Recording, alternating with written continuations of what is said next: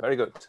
So my name is Wouter van der Weengaard. I work at the School of Electrical Engineering and Computer Science at Kth. I'm a professor in micro and nanosystems. I am not a professional communicator, but I communicate professionally from doing my profession. So what I'm going to talk about is I'm going to talk about impact, basically, not only communication. Communication goes in a wider framework, the framework of impact. So I'm going to focus first on impact, and then communication is part of that. I am not a trained communicator. So everything I say, you may question and discuss with me. So be critical, always be critical. Right, so what I'm going to talk about is what I've observed during the past years and what I've learned myself during the past years. And because the topic interests me, I've also been talking to many other people. Right, I'm going to talk, I said, about impact. And impact is something we hear a lot, but many people don't really realize what it is. So impact, that is the value that your research output generates for a stakeholder. A stakeholder can be an end user or the society or everybody or Sweden or the city of Stockholm or a specific company. That's your stakeholder. And if your research output creates a value for a stakeholder, then you reach impact. Yeah? So, and now I want to deconfuse first some concepts. So if we see KTH, let's see, can I have a pointer? So this is KTH, that's where we work. We have a number of inputs here. We have students coming in, teachers coming in. We have our labs and equipments and maybe some funding and collaborators, all that into KTH. We do teaching, research, and what comes out, we get out skilled people. We create publications. Maybe we build a prototype, we patent or even have a spin-off company. These are outputs from KTH. Yeah? We don't see any impact here. So impact comes only when you create value for your stakeholders. Yeah? So to create impact, you have to translate your output to your stakeholder and make sure it gets value. And value can be many things. Can be economic value, can be new product out, but can also be increased health or well-being, new products, increased sustainability, all of that is value. Yeah? And this is something, if people say, do you have a lot of impact? Yeah, I have many publications or I have this prototype, that's not impact. It becomes impact when you can translate it to a stakeholder and create value there. First, I'm going to take a small deviation because I know all of you are researchers and you do publications, and you have publications are an output, but there's a difference between an average publication and what I would say a high impact publication. So if you want to say publish in Science or Nature, or very often what is going to be, as an engineer, what's going to be needed is not only that you show I can do something, but also show how it can be translated and create impact. Yeah?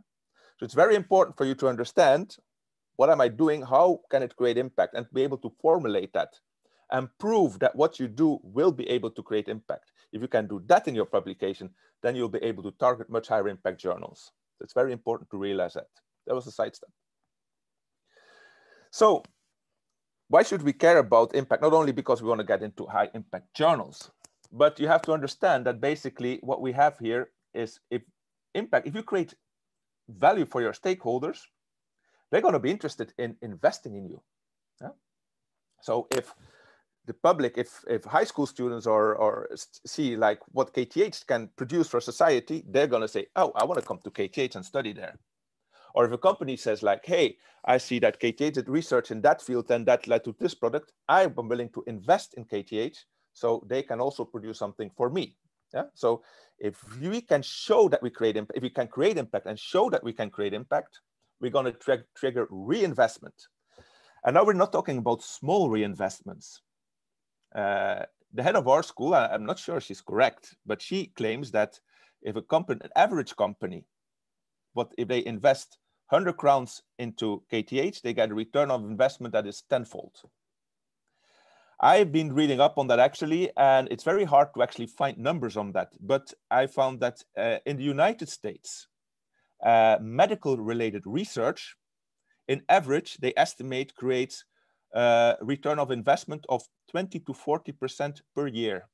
Yeah? So if you invest 100 crowns now, 5 years from now, and all the rest, you will get 20% of that as return of investment. That's huge. If I invest my money on the stock market, I get maybe 5 to 10%. If you invest in research, you can get more. But it's very important that we show this is the case. And if we can show that to people, the more people are aware of that, the more they're willing to invest in students, money, what have you. So that's why it's so important. This is an impact cycle. We have to understand this is a cycle. So how can we increase our impact? Well, I think there's two low-hanging fruits. The first one is to interact with your stakeholders. Know who your research results, who should they go to, and talk to the people, have a contact with those people. I'm going to talk a little bit more about that in my presentation now. And the second thing is to communicate. And communication should be focused on this one here, the research translation from output to stakeholder, but also communication to the people, potential students, potential collaborators, and potential funding providers, politicians, so they reinvest. So that should be the focus of your communication. Right, so let's first go to interact with stakeholders. Now, this is an important concept that you should have. So most of you, not all, but most of people at KTH work with applied research. That means you're not doing fundamental, going out and say, what will I find in nature? Take a microscope, let's see what I find, and I'm going to start describing it. No, very often you focus on specific, you're in a certain technology development, or you work on specific areas where you know this probably will lead to certain things later on. And then you have to understand, so you very often work here on a technology readiness level. And this is something you should, I think, read up if you're not aware of that. This is a concept launched by NASA, I think in the 50s or 60s, where they realized we need a way to describe where are we in our technology. Some people have basic, cool, new ideas. Then you're at level number 1. And when you're at level number 9, it's when your idea has reached is really implemented in society or in the real thing. And so what we are working on in academia, we go from ID to something like level 3. And level 3 means I have shown proof of concept in my lab setting that this probably should be able to work. That's kind of level 3. And very often that's an endpoint for us.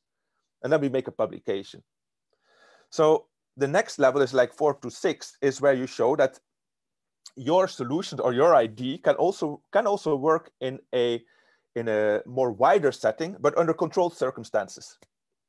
So maybe you take your prototype, go to a company and say, like, can you actually produce this and show that this works in your product portfolio? And that's what will happen on level 4 to 6, 7 somewhere. And then once you have shown that this works more or less, then only you're going to look into productification and roll out on a large scale. And so before you reach number 9. And only in number 9, you actually reach your end users, the people that in the end will benefit. Yeah? So, but it's important to understand that when you have your results, can be publication or whatever, if you want that this reaches the next stage, that something will happen with that, you have to target the stakeholder that's 1 or 2 steps above you in the technology readiness level. Yeah. So for example, you have a new algorithm that can make self-driving cars more energy efficient. I can communicate that to end users. I can put in a newspaper, hey, we're going to make cars more energy efficient. And we're going to say, great, but nothing's going to happen. I have to communicate that to the car manufacturer because they're the ones that will be able to take your technology and bring it on.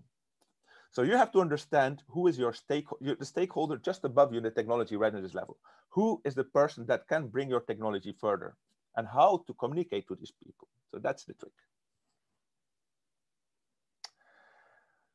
What you can do as an exercise for yourself, and especially if you're a PhD student, is something you should really consider to do, is what is called an Nabc analysis. This is a model that comes from Kth Innovation.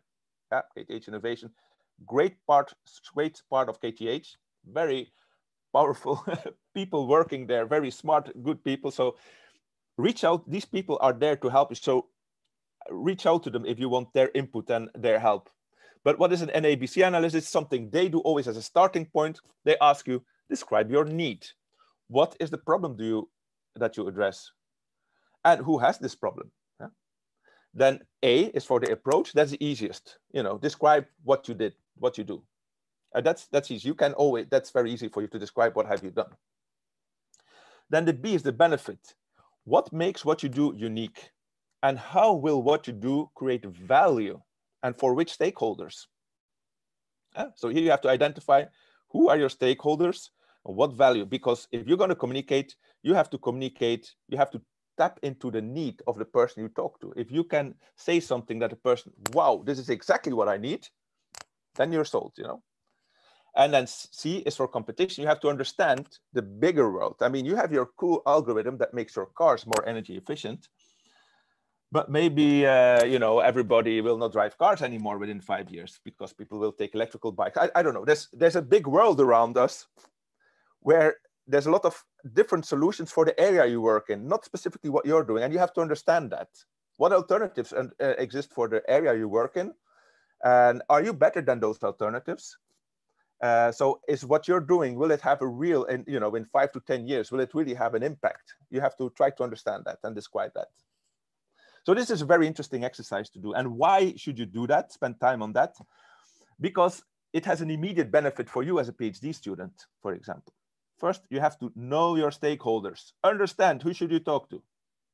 Not only know them, you have to understand what makes these people tick. What are they looking for? If your stakeholders are not interested in what you're doing, yeah, maybe you should do something else. Or I don't know, you have to really understand that. Whose needs are you addressing? So does your research have the correct focus? I can give an example. Say I'm a very smart student and I figure out I make a new sensor for my mobile phone that can measure the CO2 level in the atmosphere exactly where I am. And now I make that, I show it works, Paul, nice. I say, hey, I can make this. And then I go to the telephone manufacturer and say like, hey, everybody can now measure the CO2 and we can couple it together in a network. When we get a big picture, all of Sweden will know where is CO2 generated and how well is our environment and so on and so forth. And then I start talking to telephone manufacturers and they say, yeah, but you know what? It has a very high precision. Oh, great. But you know what? It demands too much energy. Your solution is great, but it has to run on 10 times less energy because you're going to drain the battery. That is something that you should have thought of from the beginning. So you should understand your stakeholder needs. If you are going to develop something for a mobile phone, you have to understand what is your energy budget and bring that back. Yeah? And very often it happens that you make great progress and then only after 3-4 years, people start reaching out to stakeholders very late. And only then they realize, oh, I'm limited because this and that. And if I would have thought of that 3 years ago, I could have twisted, perhaps not, twisted things to make it better suited. And so my CO2 sensor that I now produced, I can't use it in mobile phones. Probably I can use it somewhere else, but I have missed a big part of my end users by not communicating properly with my stakeholders from the beginning.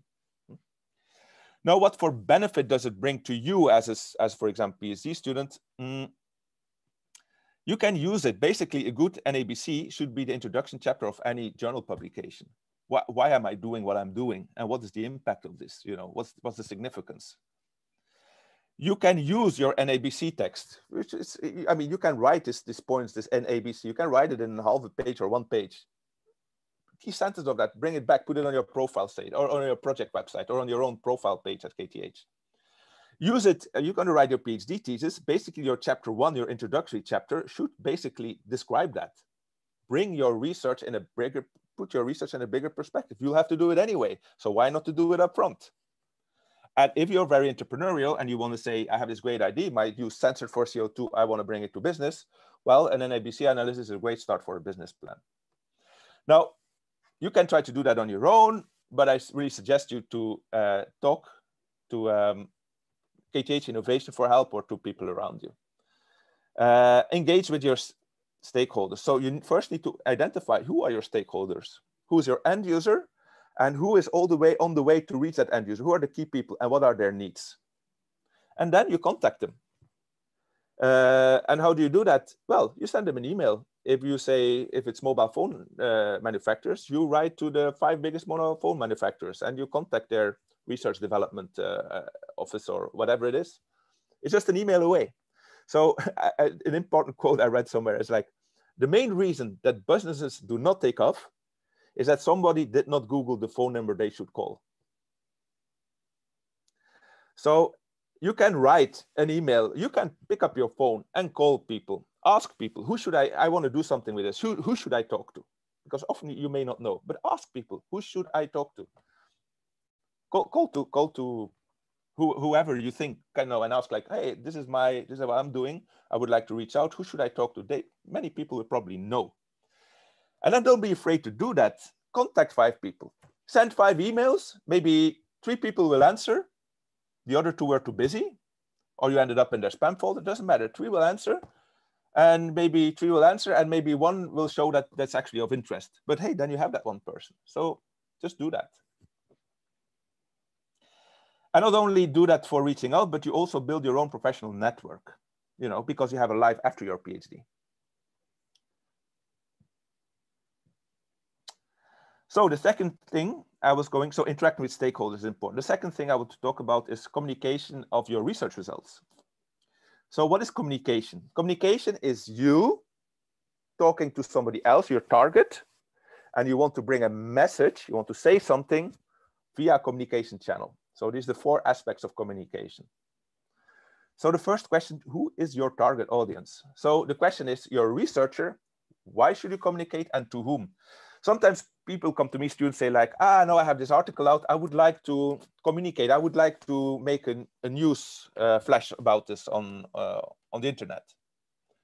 What should I do? Then my first question will be, well, to whom do you want to communicate your research? To everybody. No, you cannot communicate to everybody because you cannot reach all the channels. You have to choose. And there can be many things. And here I have, for our specific division, these are the people that I'm interested in communicating to. My direct stakeholders, so the people that can take my technology and do something with it, can be, in my case, for example, a medical doctor or a university hospital. Maybe I want to inform society about what's going on, Swedish society, because maybe I want to attract new students, and then I'm going to go to try to, for example, write something and say like, send a short news flash to, say, Dagens Nyheter or something, or a big newspaper. Maybe they publish it. For me personally, always, I want to make sure I increase my citations and my visibility in my own research community. So then I'm going to communicate in a way on channels that I know my peers, my scientific peers, my colleague professors, and that I know where many of them are, communicate there. Very important for us is also to attract the best potential students and recruit the best potential researchers. You know, the only way KTH can get better over time is by recruiting better and better people. So we should communicate the best what we have and make sure we reach the potential new recruits for us. So we should think, where are they and how do we communicate to them? Of course, collaborators, and then I'm thinking mainly of funders, companies that you want to collaborate with, and then maybe wider also politicians, and that's then maybe focused towards funding. If I'm going to communicate a lot about my research, people, if my name jumps up, people will have a memory like, oh yeah, I know this guy because he's a professor, he works there. They don't necessarily know in detail what I do, but they know more or less probably that I work with microsystem and probably towards medical technology. Maybe that's something that sticks in their head. I do many other things than that. But it's a start, you know. If I'm going to send in an ERC proposal, you know, like for a personal grant to European Union, if I'm going to get 10 reviewers and 2 of them know my name, I'm 2 steps ahead of all my competition, because they already know me. That's invaluable in such a situation. Yeah? So I want to have my own kind of branding. So that's thinking about who you want to communicate to. Once you know who you're going to communicate to, then you should say, what channels should you choose? And then you have to think, of course, there's a link, because these are your stakeholders. These are who you want to communicate to, your scientific peers, prospective recruits, collaborators, funding boards, etc. These are here. And here are potential channels you can use. I don't see my entire screen here, but okay. So you have to think, like, for example, if my scientific peers, if those are the ones, I can communicate via LinkedIn, because I know at least 1/3 of my international colleagues are on LinkedIn, and I have friended them. So if I post something, there's a good chance they'll see it. For sure, they will look on Wikipedia because they work on Wikipedia. Maybe they come to my website, most likely not. But you see, I can choose the channels I use for a specific group. I should think of that carefully. I'm going to go to some of the channels, specifically LinkedIn, I think is very important, and Wikipedia. and of course your own profile site. These are the three that you have direct control over, and that I think you can focus on as a first step. I'm going to get more in detail about that. But in general, think, what is the most important person for me to talk to, and how can I reach that person? Choose your communication channel. If it's your scientific peers, there's a one tip or thing that you should think of. So many high profile journals have this kind of correspondence articles or review articles or perspective articles. And you should really consider, if you have done a bunch of research, say, into highly sensitive CO2 sensors, for example, just to give my first example again, then maybe you should think of, okay, maybe I should write a perspectives article about where is our CO2 sensors going in our society within the next 10 years. And doing that, you will reach certainly an audience that is way, way bigger than you would have normally with a normal article, because people do read review articles or perspective articles. And so you're going to attract a lot of attention from, also from politicians, but also from your peer researchers. Just then you're seen as an authority in this field. So you should really consider that. Right, that was the target audience and the communication channel. Let's look at the message. Like, what do I write? Because very often it's writing. Sometimes it's video. I'm also going to talk about that. So if you look at a news release on your website or social media, or a good scientific journal abstract, or an elevator pitch, or a catchy video, what do they have in common? Very often it's the format of the impactful message. Yeah, they very often have a very similar format, and you have to understand that very well, how that works. You start, maybe a catchy opening phrase, not necessarily sometimes.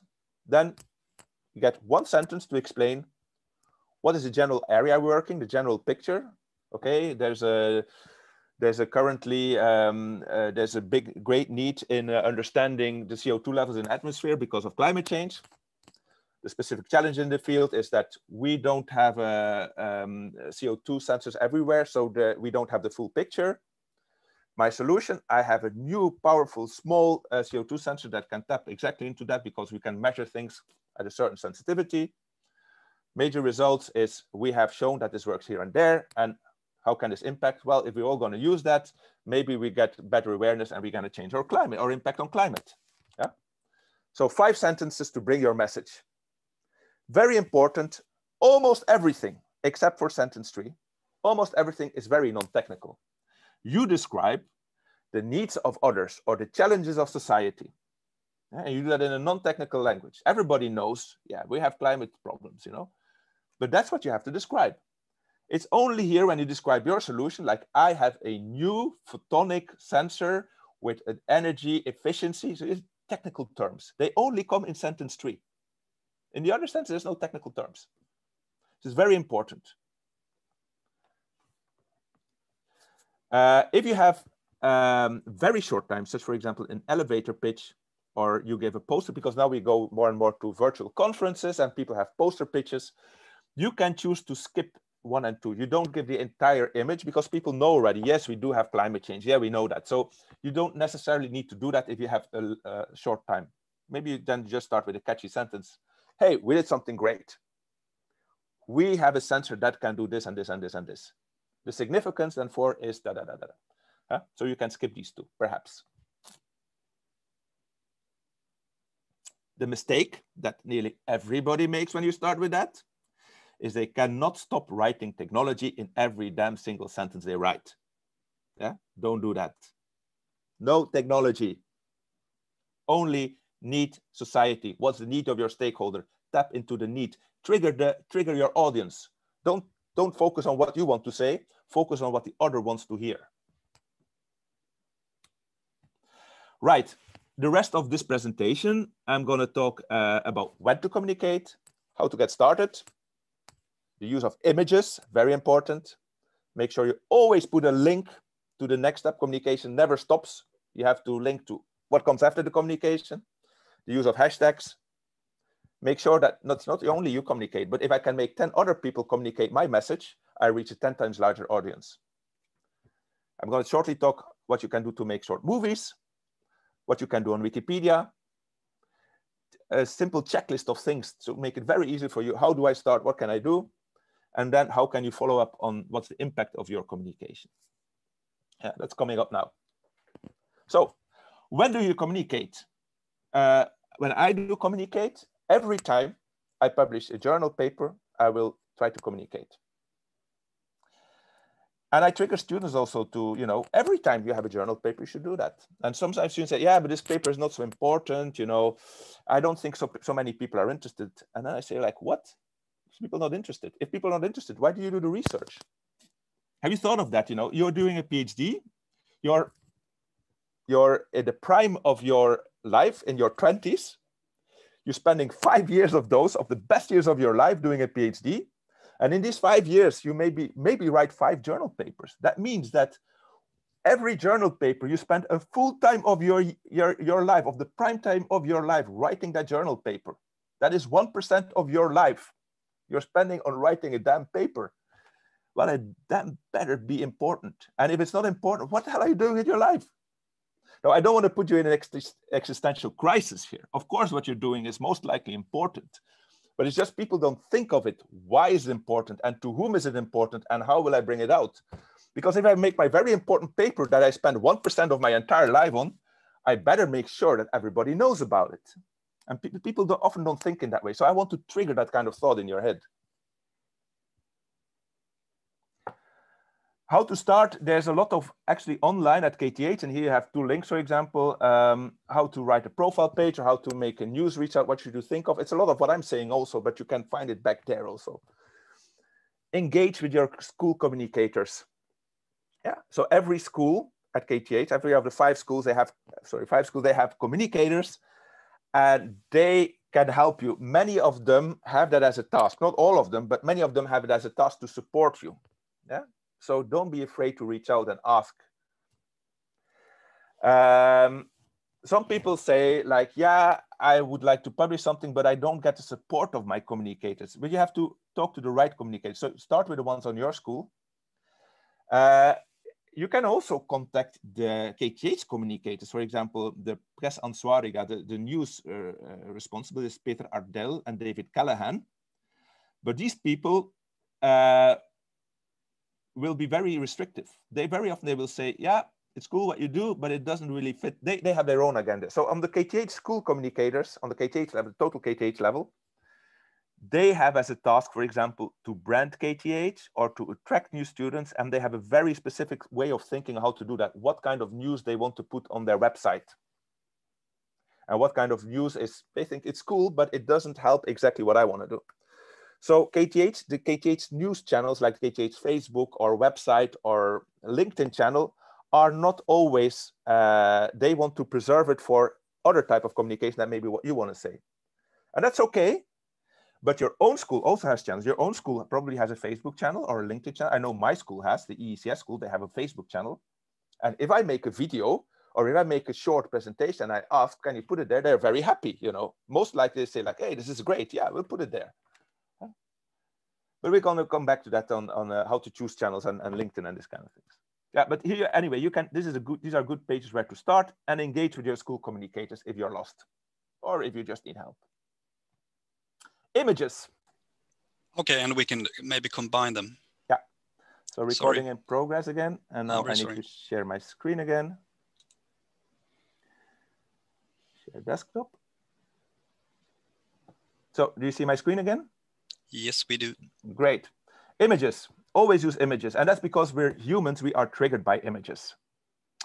If you go to a website with only text, like for example, this very boring slide, it's very easy to lose attention. But if I would add a beautiful image, you would be triggered. And you will, so people, that has been studied in great detail. So if you go to a website with an image, people spend more than twice the amount of time before they go away compared to where you don't have an image. And what images should you use? It depends. If you don't have any images, use an image of a person, of an animal or nature, because that triggers people. We are forced by our biology to be focused on other people. And we connect to the people and the emotions that, you know, for example, a calm picture of nature, like a beautiful view of the sea, whatever, it's like, wow, you know, you are emotionally triggered by that and you cannot stop it. But that feeling that it creates with you, this relaxed wow, and at the same time you get the message, they get linked in your head. That's how your psychology works. So bring images to bring your message. You can, of course, have technical images. That's very good. But don't be afraid to put an image of a person there or of a nature if you don't have anything else. You can always go to Creative Commons and find images that are free of use. Just go and say like, okay, if you work like an algorithm for car energy efficiency, then type car energy efficiency, search, and look what images come up and pick any that you find interesting and put it there. Anything is better than nothing. Of course, the best thing is to really connect to your research. If you have one image that you can really connect to and that really brings the message, that's of course much more powerful even. But then you also need to think that in your communication, you'll need to spend a lot of time on that image because you'll have to explain it. And so it depends really how much time you have for communicating. You have to think of that. On your communication, always add a clickable link. So in general, always you have a, for example, you have your 5-sentence short, message that you want to bring. You put it on LinkedIn or on your website. Always at the end, there has to be the next, because now I told something. So what do you want your audience to do next? Do you want to communicate to potential students? Say like, hey, if you're interested in going to KTH, there's the KTH recruitment site. Click there. That's the web link you give. When I communicate my science, I want scientists to go in there and click and go to my paper. So I will always put the DOI of my paper in my communication. So I know they can click and get more information. Keywords or hashtags. Well, we live on the internet age. And how do people find information? They Google it. And how does Google find information? They look at keywords and hashtags. So you make sure that on your website, your profile page, your LinkedIn page, your LinkedIn, whatever, any communication you do, you end say keywords or hashtags, puff, puff, puff, puff, puff. And don't be afraid to put 10 or 20 there.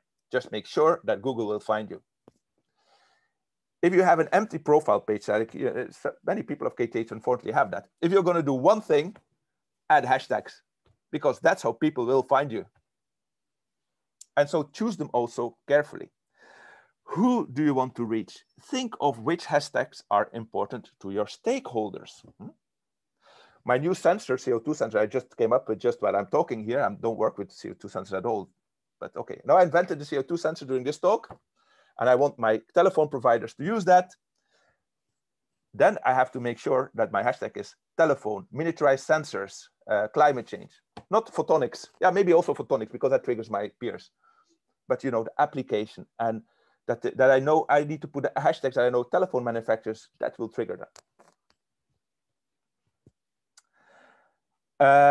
Add people, so make sure that other people communicate your research. That's a very, very powerful thing. I already said in the beginning, if I can make 10 other people tell the same message that I tell you, then I have a 10-fold higher spread of my message.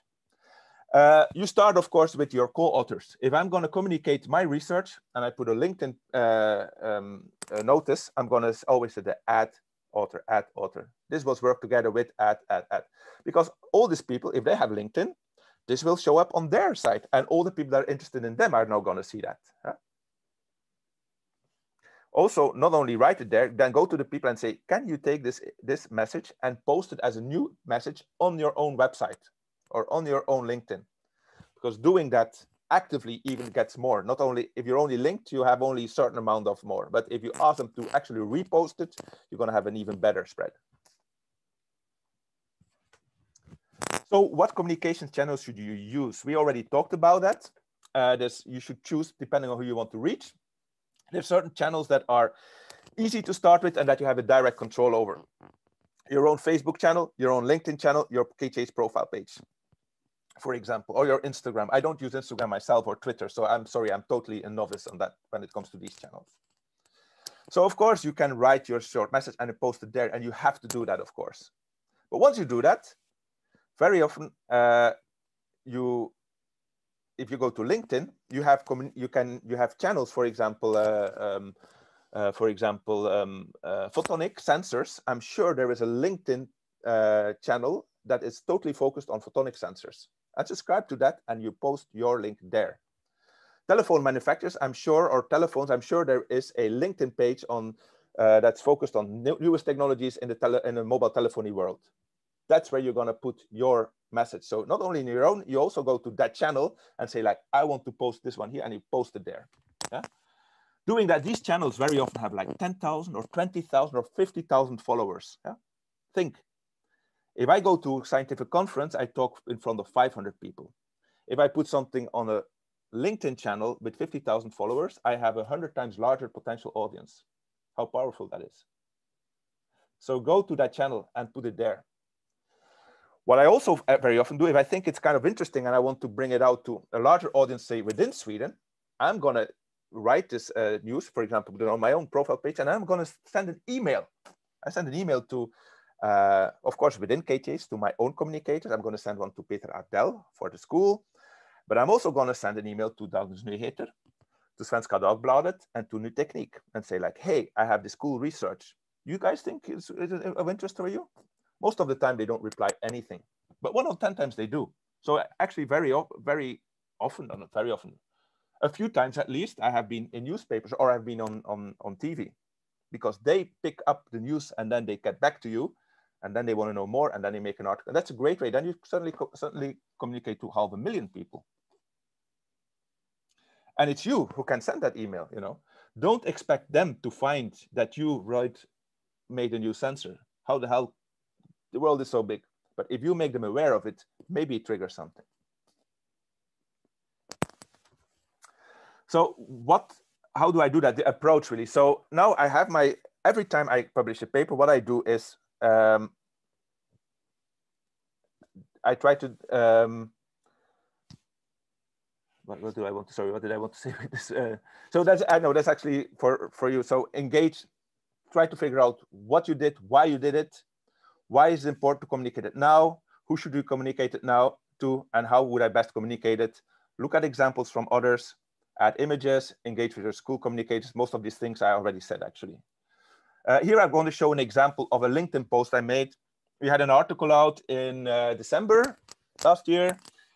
And so you can see, I didn't think of it when I wrote, I kind of did in the back of my head, but now I take it and I can analyze my own writing, and I see the first thing I write is like, the when. Why do I say something? Why do I trigger? Well, I write, our latest article is out now. Puff. This is a reason for me to communicate. And I say, I communicate because this has happened, you know. And then, okay, there's a reason that you communicate now.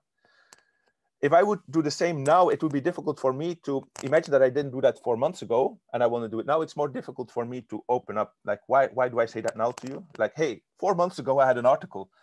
Like, yeah, okay. Anyway, so at that moment, and I say, this is why. And I immediately put a link to my publication.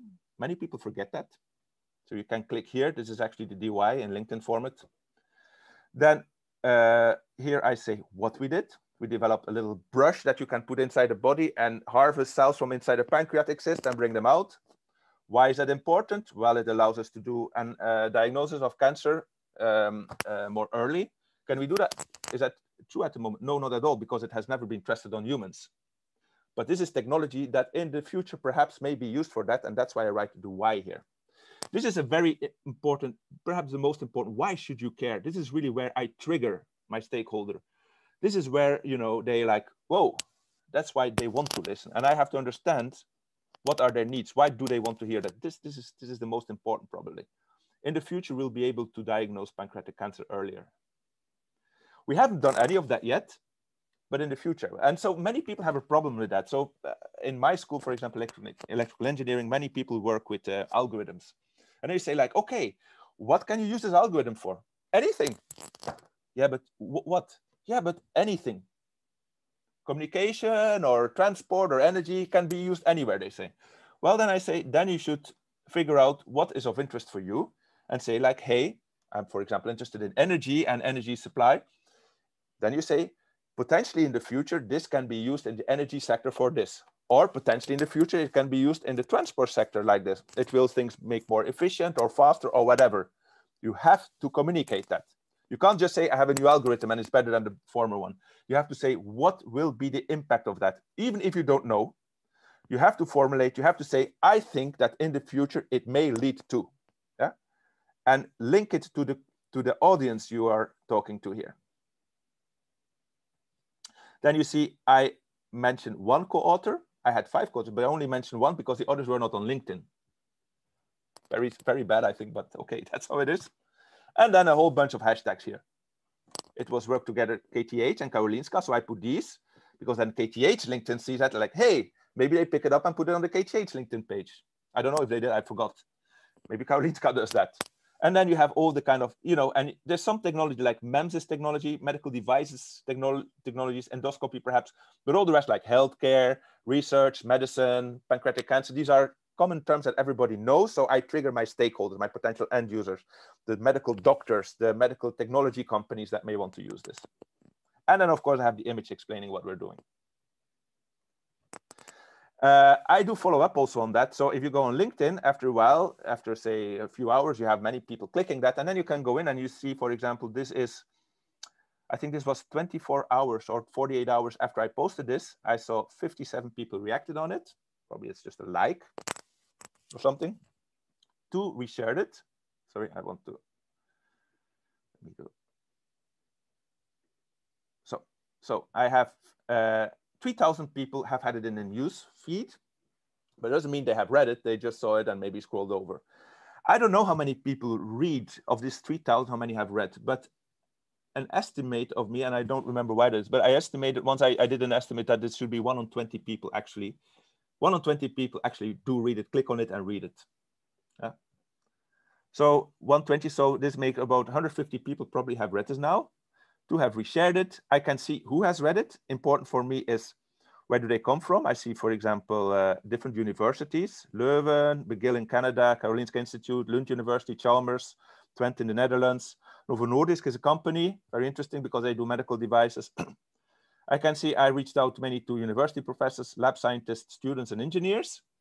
And here I can see whom I reach. This is very important. I reach people not only in Sweden, but also in the Netherlands, in Turkey, Denmark, the US, and in Spain.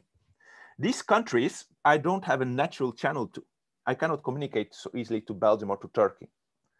But it's very important for me that this is seen there because I have a number of Turkish students and they're excellent engineers. And I want to have in the future other excellent Turkish engineering students applying for my PhD positions. So I'm very happy that this makes it to Turkey or to the Boston area, because there I know they have MIT, Harvard. If it's students picking up, it's great.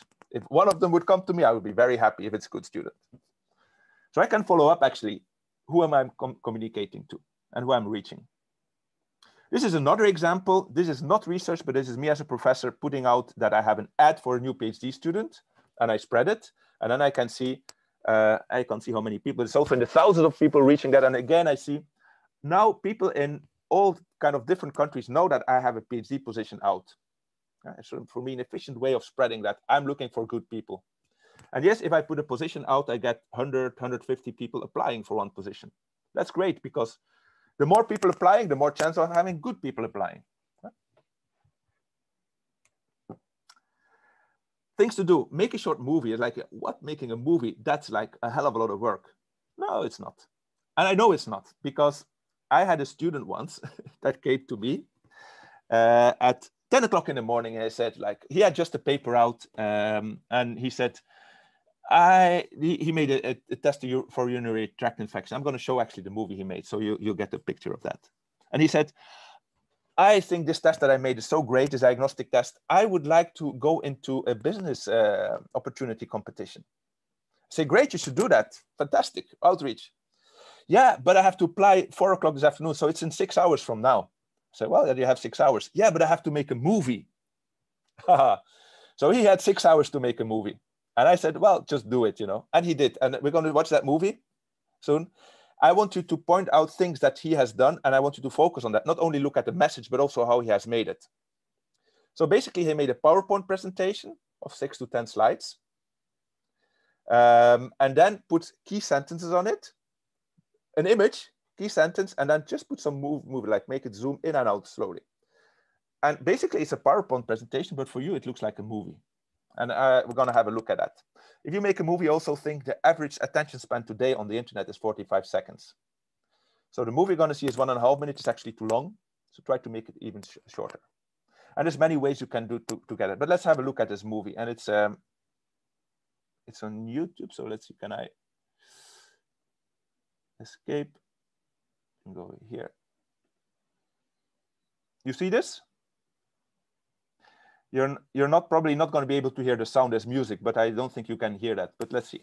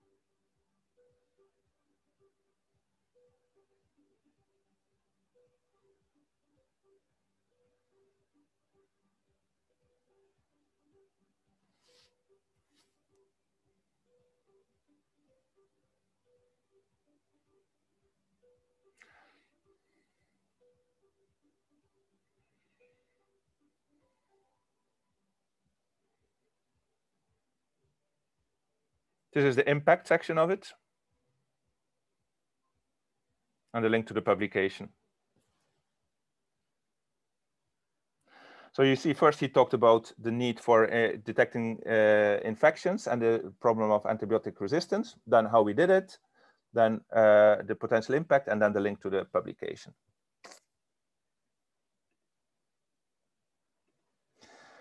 So it doesn't take too much time, and if you're interested in that, you should really do this. There's more examples. If you go to my profile page, there's several actually images, several movies made, typically 1-minute movies about research, specific research papers we made, and then there was a movie made around it.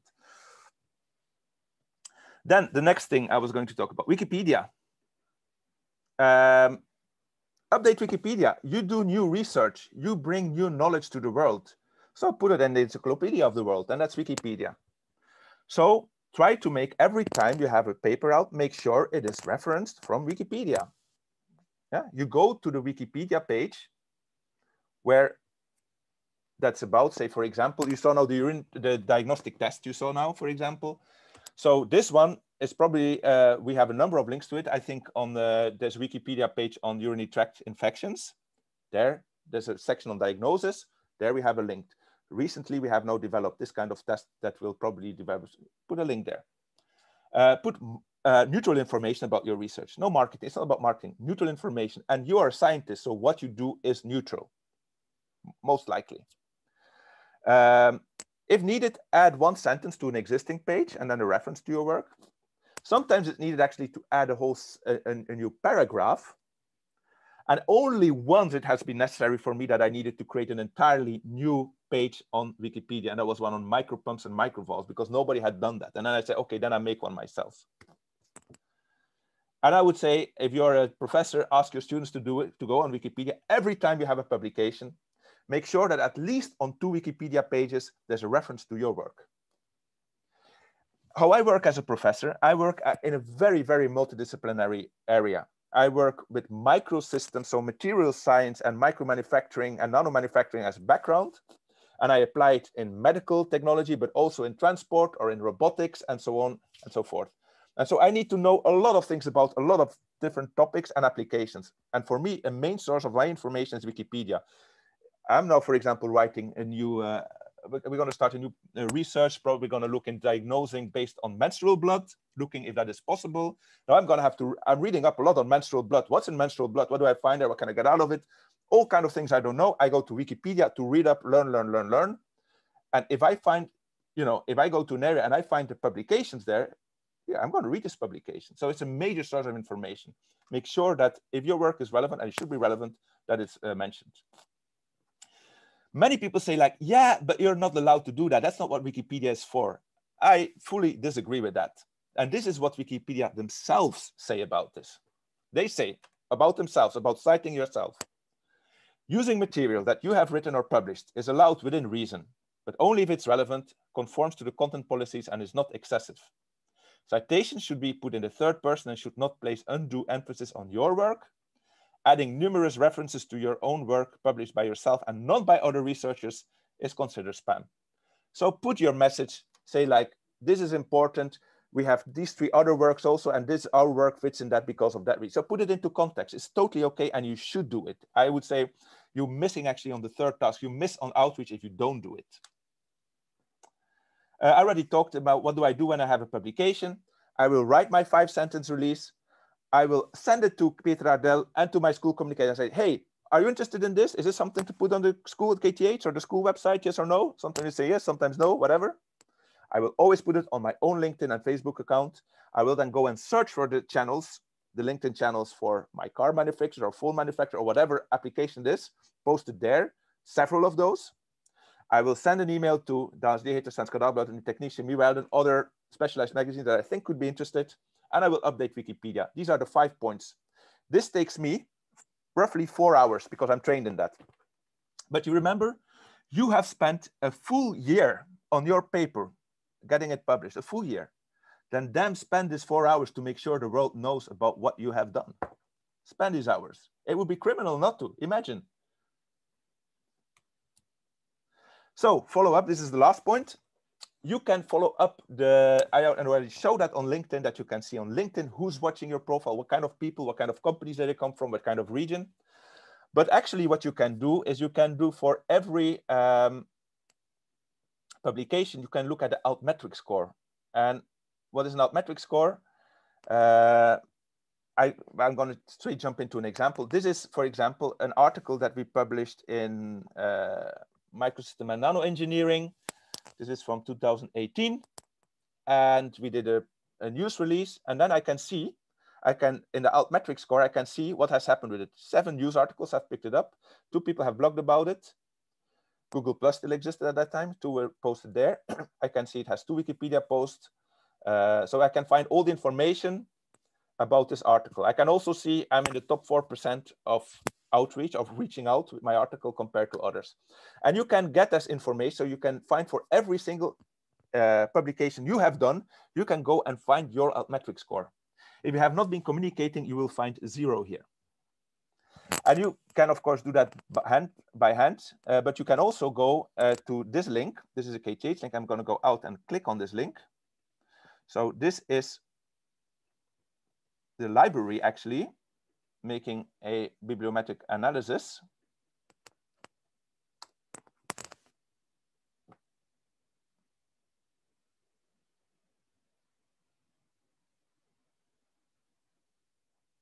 So now we're going to go to my bibliometric analysis. But I can, for example, for myself, I can't find it, but for example, I can go to any.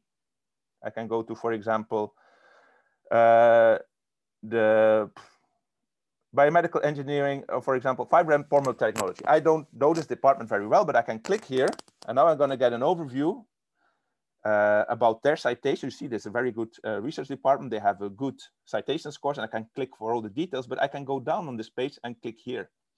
Explore the Altmetric research output from this. Now we're going to see how good they have communicated their research.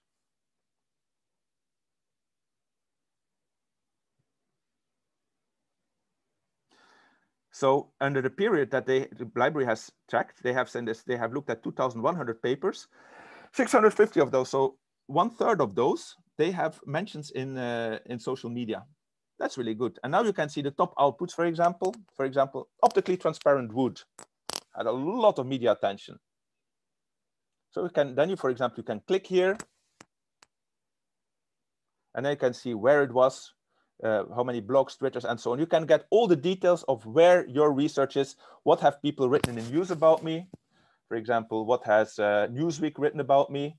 And you can go there. You can get a full overview of what your communication leads to. And so what this Altmetric is not going to follow you on LinkedIn, but it's going to follow you on Twitter. It's going to follow what comes in, what news articles pick it up, and what news sites pick it up. All right. I think I'm almost at the end of my presentation. Yeah, last slide. It's now 11 o'clock, and you are booked between 10 and 12 for the session. So you have now 54 minutes to do something. Do it now. Anything, doesn't matter what, do something.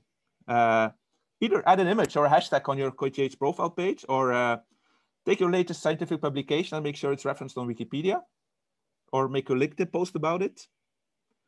Make an Nabc analysis. That's going to take you a little bit longer time, but very useful, and you can reuse it and reuse it again and again.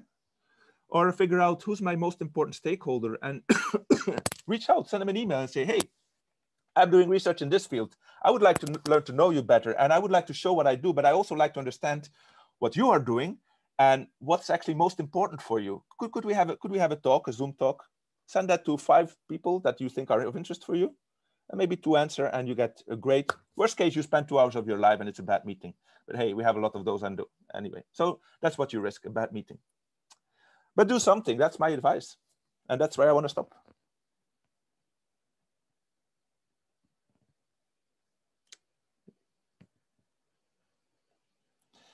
I will also stop the